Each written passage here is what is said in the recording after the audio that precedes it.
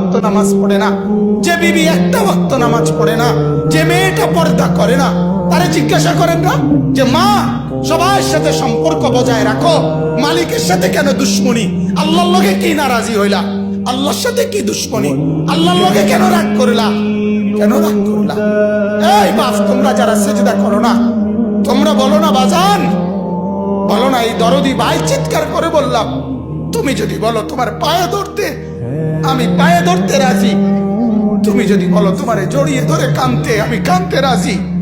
তুমি বলো কেন আল্লাহর সাথে রাগ করলা? কেন আল্লাহর সাথে রাগ করলা?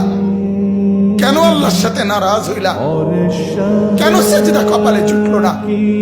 কেন মালিকের সাথে সারাদিনের এত কিছুর বিনিময়ে আল্লাহ তাআলা একটা মিস কল দিলে, 2 সেকেন্ডের একটা মিস কল দিলে বন্ধু তুমি টের পাও তোমার মোবাইলে মিস কল আসছে।